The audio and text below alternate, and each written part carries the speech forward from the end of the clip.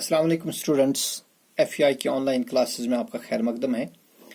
आज हम term second का लास्ट चैप्टर स्टार्ट कर रहे हैं, इंट्रोडक्शन टू ग्राफ्स। ठीक है, देखिए बेटा, इसमें हम क्या करेंगे। Let's take two lines. एक लाइन हम लेंगे, इसका नाम हम रखेंगे X dash O X. Suppose the line. Let's take another line YO Y dash. ये यहां पर थोड़ी सी टेढ़ी हो गई, लेकिन ये टेढ़ी लाइन बिल्कुल भी नहीं है। और दूसरी लेंगे YO Y dash। ठीक है ना। लेकिन ये दो लाइन्स क्या है, they intersect each other. So these two lines x dash OX and YO Y dash, they intersect each other at O at right angles. ठीक है ना। So these are two mutually perpendicular lines. X dash OX and YO Y dash are two mutually perpendicular lines. ठीक है ना। They intersect each other at this point O at right angles. So then this line x dash OX, जो line x dash OX है, इसको हम कहते हैं axis of x is called, then the line x dash OX is called axis of x.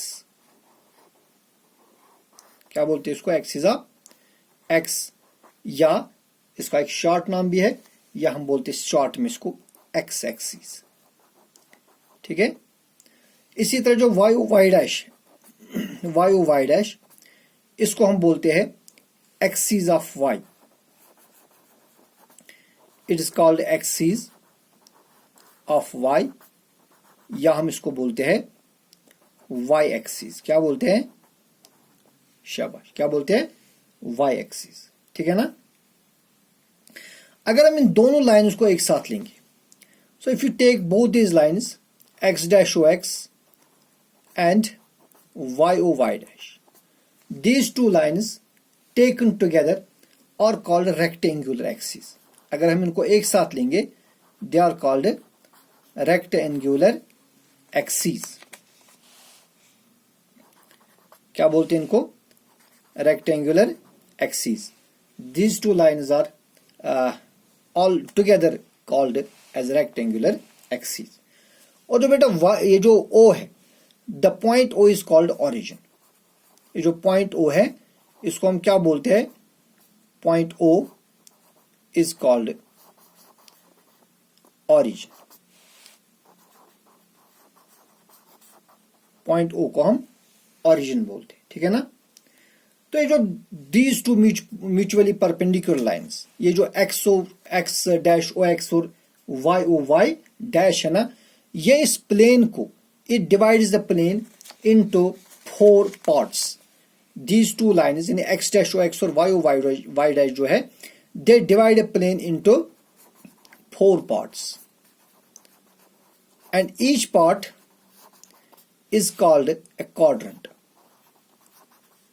हर एक part को हम क्या बोलते हैं, each part is called a quadrant. QUADRANT। ठीक है। हर एक पार्ट को हम क्या बोलते हैं, इसको हम बोलते हैं क्वाड्रेंट। ठीक है ना। और यहां जो ये वाला पार्ट है ना, ये वाला XOY, ये वाला हिस्सा जो है, इसको हम बोलते हैं फर्स्ट क्वाड्रेंट। ठीक है, ये फर्स्ट क्वाड्रेंट है।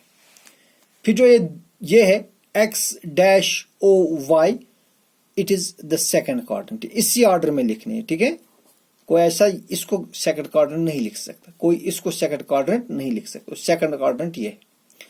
इसी तरह जो x डैश OY डैश, यानी ये वाला जो है, इट इज थर्ड क्वाड्रेंट। और this one XOY dash, it's called the fourth quadrant. क्या बोलते हैं इनको, सो इस first quadrant, second quadrant, third quadrant, fourth quadrant. ठीक है। तो ये चीज आपको याद रखनी होगी। Names of this quadrants etcetera. Okay, अब बेटा हम पढ़ेंगे what is coordinate of a point. अब हमारा जो टॉपिक है that is coordinate of a point. What do you mean by coordinate of a point?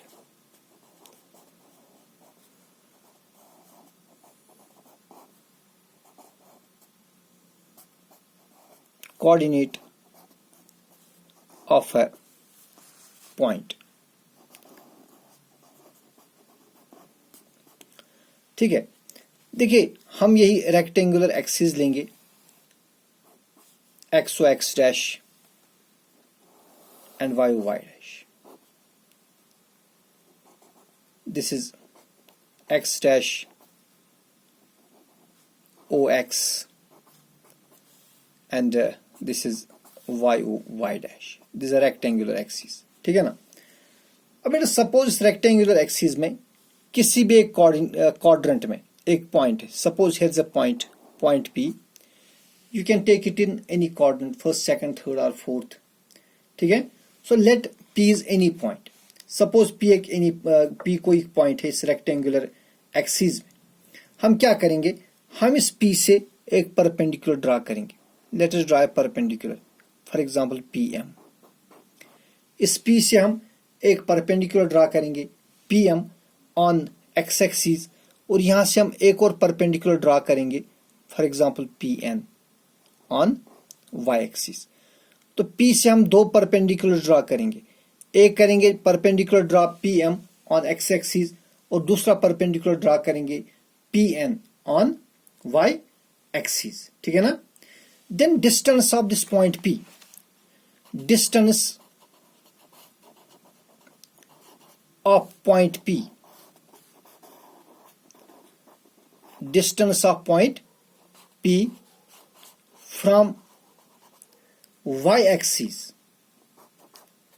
देखिए अगर आप यहां पर ऑब्जर्व करेंगे what is distance of point P from y axis, देखिए बेटा ये है y axis and distance of point P from y axis is Pn। यहां मैं लिखूंगा दैट इज Pn, यहां पर इस केस में हम इसको लिख सकते हैं Pn जो है, इसको हम कहेंगे it is called x coordinate. क्या बोलते हैं इसको, x कोऑर्डिनेट, याद रखना। The distance of point P from y axis is called x coordinate. इसको हम x कोऑर्डिनेट बोलते हैं, या इसका दूसरा नाम है एब्सिसा, याद रखिएगा। The distance of this point P from y axis is called x coordinate. यानी ये जो डिस्टेंस है ना यहां से यहां तक, it is distance from y axis, इसको हम बोलते हैं x कोऑर्डिनेट। क्या बोलेंगे इसको, x कोऑर्डिनेट, या इसको बोलेंगे एब्सिसा, ठीक है। इसी तरह हम देखेंगे जो distance of point P from x axis, the distance of point P from this x axis, it is called y coordinate. क्या बोलते हैं इसको, y। चूंकि आपके नोट्स में सब कुछ सिस्टमैटिक ऑर्डर में लिखना है, मैं सिर्फ एक्सप्लेन कर रहा हूं यहां पर। The distance of this point P from x axis is called y coordinate, या इसको हम बोलते हैं ऑर्डिनेट। क्या बोलते हैं, y कोऑर्डिनेट बोलते हैं या ऑर्डिनेट बोलते हैं। अब अगर आप इन दोनों पॉइंट्स को यानी x कोऑर्डिनेट और y कोऑर्डिनेट को इसी ऑर्डर, लेकिन इसी ऑर्डर में लेना है, पहले x फिर y। So these 2 points x and y taken in this particular order, they are called coordinates of point P। क्या इनको बोलते हैं, coordinates। देखिए वो ऑर्डिनेट है, यहां पर ये ऑर्डिनेट है और एक कोऑर्डिनेट है। These 2 points x and y but taken in this particular order are called coordinates of point P and we denote it by P of x comma y, ठीक है ना। So distance of this point P from y axis को हम represent करेंगे x से, and distance from x axis को हम represent करेंगे y से, और जो x और y है इनको हम बोलेंगे they are coordinates of point P, ठीक है ना। शाबाश। देखिए इसके बाद इसमें आपकी एक एक्सरसाइज है, एक्सरसाइज 14.1। इसमें आपका जो ग्राफ है आपकी बुक पर बना हुआ है graph, you have to consult that graph. Exercise 14.1 question इसमें है कि एक हॉस्पिटल में पेशेंट एक एडमिट है और इसका जो टेम्परेचर है, इसका टेम्परेचर मेजर किया जाता है आफ्टर एवरी 1 आवर। एक सेकंड ठहरिए जी। तो इसका टेम्परेचर जो है ये मेजर किया जा रहा है। The following graph shows the temperature of a patient in A hospital recorded every hour. एक हॉस्पिटल में एक पेशेंट एडमिट है तो हर 1 घंटे के बाद उसका टेम्परेचर मेजर किया जाता है। ठीक है, तो वो जो इंफॉर्मेशन है ना वो एक ग्राफ के फॉर्म में आपकी बुक पर दी हुई है। इस तरह ये मैं रफली ग्राफ बनाऊंगा, लेकिन आपको रेफर करना है अपनी बुक पर। जो आपका ग्राफ है वो देखना है। यहां पर किम डाला है इसे, देखिए भाई ये 0 है यहां पर, फिर 9 AM का यहां पर मेजर किया गया टेम्परेचर। फिर 1 घंटे के बाद यानी 10 बजे, फिर इसी तरह 11 बजे इसका टेम्परेचर नोट किया जाता है। फिर 12 बजे दिन में, फिर इसी तरह 1 बजे इसका टेम्परेचर नोट किया जा रहा है। ठीक है, 1 PM, फिर 2 PM पर भी इसका टेम्परेचर नापा जाता है और फिर 3 PM इसका टेम्परेचर लिया जा रहा है। ठीक है, मेजर किया जा रहा है। और जो टेम्परेचर्स है वो इस तरह है, यहां पर ये 34 है। ठीक है, फिर है 35, ठीक है जी, फिर है 36, 37, 38 and 39. These are temperatures. Okay. अब मेरा जो देखिए यहाँ पर 36 से स्टार्ट किया हुआ है सुबह 9 बजे, ये 9 बजे है यहाँ पर ग्राफ है आपकी बुक पर। तो फिर यहाँ इस तरह है, फिर ये ऊपर चला गया 39 तक। ठीक है जी, फिर नीचे आया है। ठीक है, फिर और नीचे आया है यहाँ से, फिर ये ऐसे है और ऐसे। तो देखिए यहाँ पर एग्जैक्ट ग्राफ नहीं बन गया है। आप अपनी बुक को जब आप ये वीडियो देखेंगे तो you refer to your book. ठीक है, उस पर ग्राफ अच्छी तरह से बना है। सो पहला पार्ट जो इसका, what was the patient's temperature at 1 PM। आपको बताना है कि दिन के 1 बजे इस पेशेंट का टेम्परेचर कितना था। ठीक है, देखिए भाई अगर यहाँ पर 1 PM पर आप देखेंगे, जब आप रेफर करेंगे टू योर बुक, ठीक है, मैंने यहाँ पर एग्जैक्ट ग्राफ नहीं बना, when you will refer to your book, तो आप देखेंगे कि जो टेम्परेचर था at 1 PM, the temperature at 1 PM is 36.5 degree centigrade. देखिए भाई आप देखेंगे वहां पर जो टेम्परेचर है ना वो 35 और 36 के, बल्कि 36 और 37 के दरमियान है। यहां पर भी आप देख सकते हैं तकरीबन 36 और 37 के दरमियान है, तो उनके दरमियान आएगा 36.5 degree centigrade. So temperature at 1 PM will be 36.5 degree centigrade. So it is with reference to the graph on your book. इसी तरह दूसरा पार्ट है, when was the patient's temperature 38.5 degree centigrade.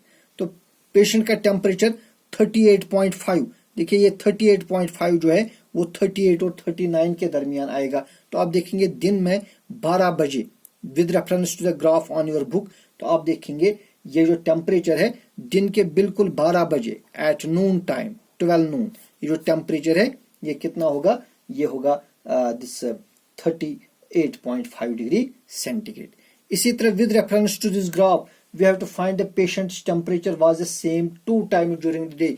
दिन में ये जो इस पेशेंट का टेम्परेचर 2 बार एक जैसा था, वहां आप ग्राफ में देखेंगे वो स्ट्रेट में चलेंगे, ग्राफ जैसे यहाँ पर चलता है। तो आप with reference to the your graph at your book, तो आप देखेंगे दिन के 1 बजे यानी 1 PM एंड एट 2 PM जो टेम्परेचर है ये टेम्परेचर सेम थे। ठीक है, बस इस ग्राफ को स्टडी करके आप इन क्वेश्चंस का आंसर खुद लिख सकते हैं। तो आज के लिए इतना ही, आप मेहनत करिए। अल्लाह हाफिज।